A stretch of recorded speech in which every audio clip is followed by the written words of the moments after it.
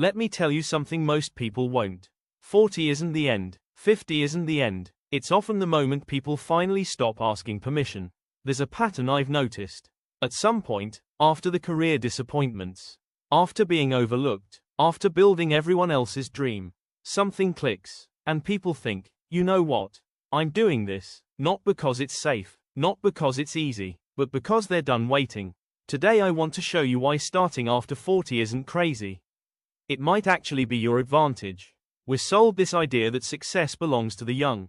Tech founders in hoodies, 20-year-old influencers, overnight millionaires. But what you don't see is this: experience compounds, judgment sharpens, emotional resilience deepens. By 40, you've failed, worked for bad bosses, seen what doesn't work, learned how people operate. That's not weakness, that's leverage. Take Colonel Harland Sanders. He was in his 60s when he started franchising his chicken recipe.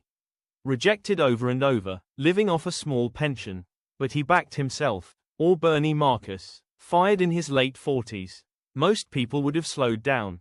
Instead, he co-founded the Home Depot at 50. Massive risk, massive belief. The common thread: they weren't chasing hype, they were building from experience. Here's what younger founders don't have yet: pattern recognition, emotional control, real networks, perspective. When you're 40 plus, you're less likely to panic, quit at the first setback, chase shiny objects. You're more likely to build something sustainable, focus on profit, solve real problems. And that's what business actually rewards. The biggest obstacle isn't age, it's identity. At 40 or 50, you've built a version of yourself. Employee, manager, provider. Starting something new means risking that identity. That's scary. But here's the shift: you're not starting from zero. You're starting from experience. There comes a moment, not dramatic, not cinematic, just quiet clarity. I don't want to do this for another 20 years. That's when people say, enough. I'll build the thing. I'll try the idea. I'll start small. And that decision alone changes everything.